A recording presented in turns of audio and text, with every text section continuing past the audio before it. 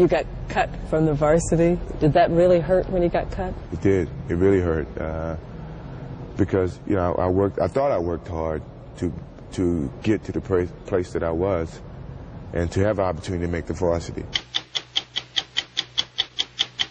Everyone thought it was all illegal. Everyone thought something unethical was happening, and they were blaming Sonny Vaccaro and Nike for doing this thing that no one ever has done.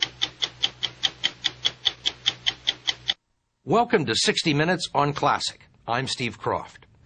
In sports, the most famous often go by a single name, such as Ali or Pelé, or a simple nickname like the Babe or the Great One. In the 1990s, Michael Jordan was so famous he transcended even names and nicknames. The world knew him by his silhouette. Air Jordan was not a basketball player, but an empire. According to Fortune magazine, he generated more than $10 billion for the world's economy. Drafted by Chicago out of North Carolina in 1984, Jordan made an immediate impact on the NBA, winning Rookie of the Year honors. He won his first MVP crown in 1988. A year earlier, in 1987, Diane Sawyer sat down with Jordan. He was a shooting star on the cusp of a superstardom that few have experienced. Yet even then, everyone wanted to be like Mike. When they think of Michael Jordan, I don't want them to think that he's black or white. I want them to think of him as a person. I mean, I know that's a lot to be asking from this society. Michael Jordan says talent is what matters, not race. And he says in professional basketball, he's seen racial prejudice cut both ways. He says a lot of talented young white players in high school and college get discouraged because of discrimination by scouts who come to make the picks. I had white friends that wouldn't get picked up because they didn't feel that they could play as good as the black guys could play. That's not fair, but that happens. When I play basketball, I play 110%, and a lot of things is done instinctively. You know, I don't practice it. I don't think you can practice it. Are you thinking when you're up there? I don't think. I just act. I'm up there. I'm just up there to score points or score the point. And to go up for a dunk or go up in the air, my legs just comes apart. Someone said that it's like a parachute. When you come down, it just slows you up when you come down to the ground. Your tongue hanging out is a habit, right? I've been doing it for so long now that it's a habit that I just can't stop. And if kids try to do it and they bite their tongue off, you know, that's something that I don't want to be a cause of. Because a lot of kids imitate you, you know. And that's one thing that I don't want kids to do because it's very dangerous. The tongue, the long baggy shorts, the clipped haircut. They're Jordan trademarks imitated by kids everywhere. Because kids know that Jordan plays for the same reason they do. He loves it. In fact, he's the only professional basketball player who has what they call a love of the game clause in his contract. It allows him to pick up a street game whenever he wants to. And believe me, this guy will pick up a game with anybody. Ready? Go. Sign her up. Sign up. Jordan's contract is with the Chicago Bulls. Since he arrived, the stadium, which used to be 2/3 empty, has been sold out every game. Everybody wants to see the player who's pretty much a team all by himself.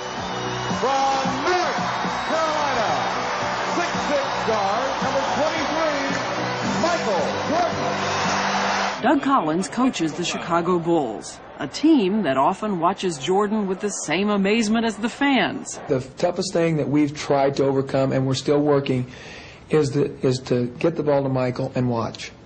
And now you've got 4 guys standing in place, watching him work. And work he does. He's the leading scorer in pro basketball. Top players average 20 points a night. Jordan averages 37. And once, when an injury forced him to sit out 64 games, he came back and scored 63 points, the highest ever in a playoff game, and that while playing against the best team in the league. Ties the game. 63 points, and you're looking at an all-time record. It moved Larry Bird, the great Boston Celtics player, to say, "That's not Michael Jordan. That's God disguised as Michael Jordan." And Jordan hits the jumper anyway.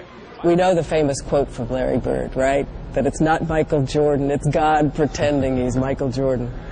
I think Larry was speaking of the game, the 63-point game. You know, it's a great compliment. because, you know, I feel that he's probably one of the best in the game of basketball right now. Magic Johnson being another. How often do you look at somebody else, though, and say, wow, I wish I could do that? Never. You got cut from the varsity. Did that really hurt when you got cut? It did. It really hurt. Because, you know, I thought I worked hard to get to the place that I was and to have the opportunity to make the varsity. And when I got cut, I was really hurt. But I think that just made my determination a lot stronger. And are we really supposed to believe that Michael Jordan in high school couldn't get a date, no luck with girls, got cut from the varsity team? I mean, this is a sad story. It sounds sad, but it's true. No luck with girls? You know, a lot of guys picked on me, and you know, they would do it in front of the girls. What would they say? Oh, they would joke about my haircut and the way that I play with my tongue out. You know, just different things. And the girls would they would laugh at that. And right then I was dead. I couldn't get a date with anybody. How times have changed, huh? It's changed. But what hasn't changed is what everybody says is the real Team Jordan.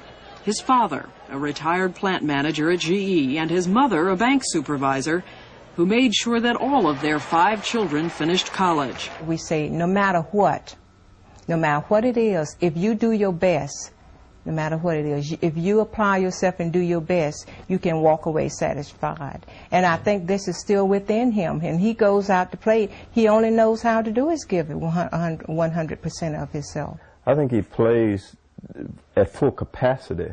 You know, I don't think he pushes himself. If you notice Michael now, he'll ask to come out the game. When he feels like he's pushing himself too hard, he'll ask to come out. And I've asked him about that. Why do you ask to come out so regularly? And he says, Dad, when I get to the place where I feel like my performance is falling, I quit.